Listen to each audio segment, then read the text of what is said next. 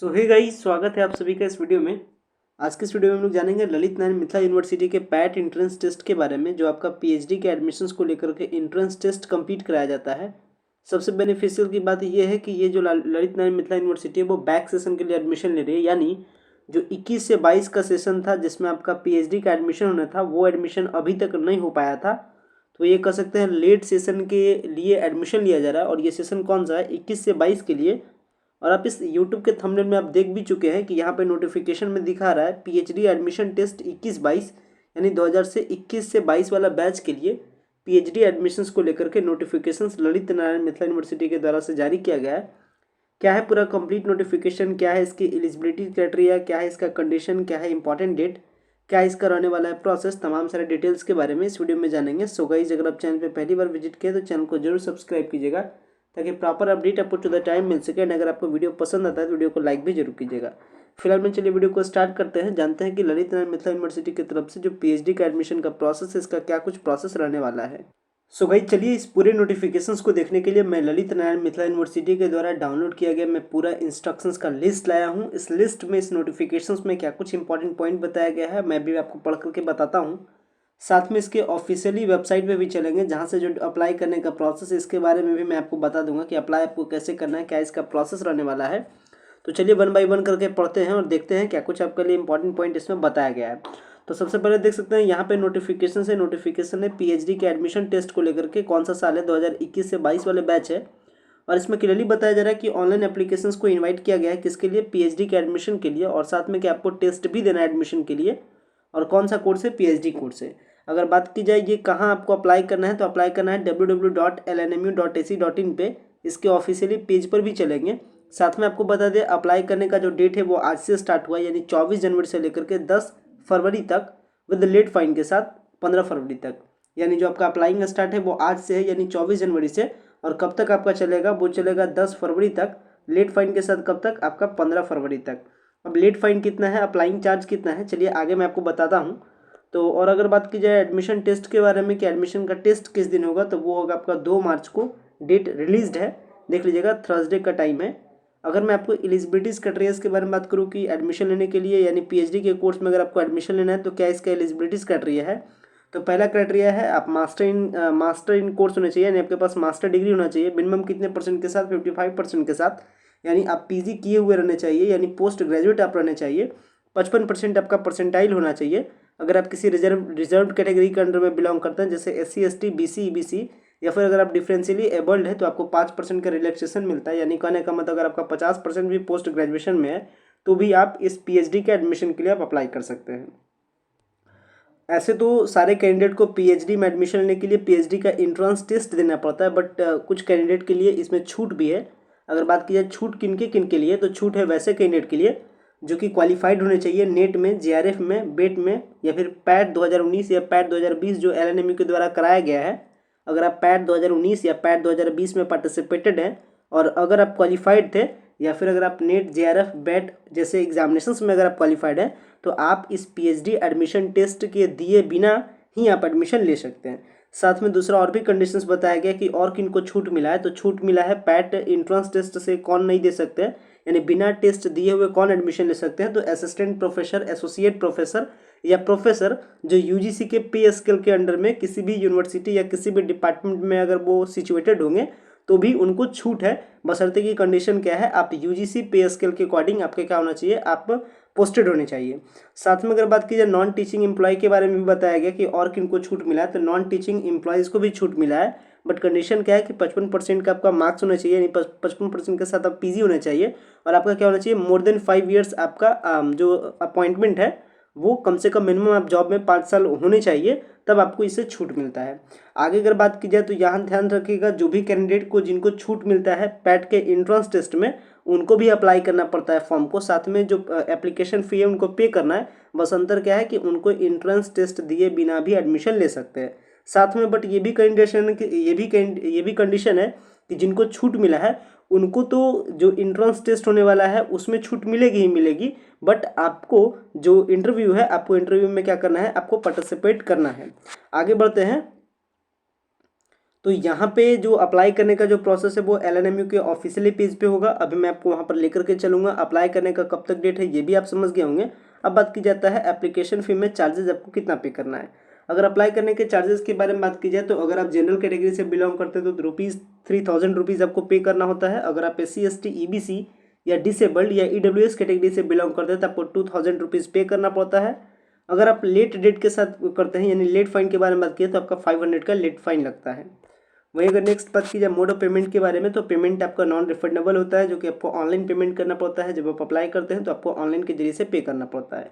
आगे अगर बात की जाए टेस्ट के पैटर्न को लेकर के तो अगर आप PAT 2021-22 वाले इस टेस्ट में पार्टिसिपेट करते हैं तो आपको 2 पेपर का आंसर करना पड़ता है, पेपर 1 एंड पेपर 2। पेपर 1 आपके 50 मल्टीपल चॉइस क्वेश्चन होते हैं जो कि पर क्वेश्चन 2 मार्क्स के होते हैं। तो यहाँ ध्यान रखिएगा ये जो आपका पेपर है ये भी 100 मार्क्स का है और जो आपका दूसरा पेपर है वो भी आपका 100 मार्क्स का है। पेपर्स के बारे में मैंने आपको बताया कि पहला पेपर आपका 50 मल्टीपल चॉइस क्वेश्चन होता है जो कि बेस्ड होता है qualitative teaching and research aptitude पे। एंड जो आपका सेकंड पेपर होता है वो आपका डायरेक्टली डिपेंड करता है 50 मल्टीपल चॉइस क्वेश्चन इसमें भी पूछे जाते हैं। बट ये जो मल्टीपल चॉइस क्वेश्चन होता है ये आपके कोर पेपर से आता है, यानी जो आपने PG में स्टडी किया है 14 मेन कोर पेपर, उसी कोर पेपर से आपके क्वेश्चन पूछे जाएंगे 50 मल्टीपल चॉइस क्वेश्चन के फॉर्म में। यहाँ से भी एक क्वेश्चन 2 नंबर का, साथ में जो आपका qualitative teaching and research aptitude से क्वेश्चन पूछे जाते हैं वो भी आपके 2 मार्क्स के, यानी कर सकते हैं 100 मार्क्स का यहाँ पे, 100 मार्क्स का फर्स्ट पेपर, 100 मार्क्स का सेकंड पेपर, यानी ऑल ओवर कहा जाए तो 200 मार्क्स का आपका क्या होता है इंट्रेंस टेस्ट होता है जो कि आपका PAT 2021 एंड 22 है। टाइमिंग को लेकर के अगर बात की जाए तो टाइमिंग आपको मिलते हैं 2 घंटे 45 मिनट, यानी आपको टेस्ट के लिए कितना टाइम मिलता है 2 घंटे 45 मिनट। 2 घंटे 45 मिनट्स में आपको 2 पेपर सॉल्व करना पड़ता है। आप इसे डिटेल में अपने तरीके से भी पढ़ सकते हैं। इसका PDF आपको वीडियो के डिस्क्रिप्शन बॉक्स में आपको इसका लिंक मिल जाएगा जहां से आप जाकर के डाउनलोड कर सकते हैं इस PDF को और बाकायदा सही तरीके से पढ़ सकते हैं। तो जो टेस्ट पेपर के बारे में मैंने आपको बता दिया कि कितना आपको टाइम मिलेगा 2 घंटे 45 मिनट। अगर आगे के पॉइंट्स के बारे में डिस्कस की जाए तो there is no any negative marking scheme, यानी इसमें किसी भी प्रकार का नेगेटिव मार्किंग का स्कीम नहीं है। तो आप जो भी आंसर करें उसके लिए आपका जो नंबर है वो नहीं कटेगा, इस बात का ध्यान रखिएगा। आगे बढ़ते हैं, अगर एडमिशन टेस्ट शेड्यूल के बारे में बात की जाए कि टेस्ट आपका कब कैसे कंप्लीट होगा, यानी पेपर 1 पहले होगा या पेपर 2 पहले होगा, तो ये आपका जो एंट्रेंस टेस्ट है वो कंप्लीट होता है 2 मार्च को। और ये पेपर 1 की शुरुआत से होती है, जो कि शुरुआत होता है सुबह के 11 बजे से लेकर के दोपहर के 12:15 तक। इसके बाद जो पेपर 2 है उसका एग्जाम स्टार्ट होता है 15 मिनट रिलैक्स के बाद, यानी 12:30 से लेकर के 1:45 तक। अगर बात की जाए कि ये एंट्रेंस टेस्ट का सेंटर कहाँ रहने वाला है, तो ये एंट्रेंस टेस्ट का सेंटर आपके दरभंगा के डिफरेंट सेंटर्स रह सकते हैं, जो कि आपको आगे बताया जाएगा। टाइम आने के बाद आपके साथ कम्युनिकेट करके वो आपको इन्फॉर्म कर दिया जाएगा। साथ में आपको बता दें ये जो आपका PhD का एडमिशन है इसमें 20% सीट रिजर्व होती है, किसके लिए, नेट JRF DST या फिर इंस्पायर कैंडिडेट के लिए।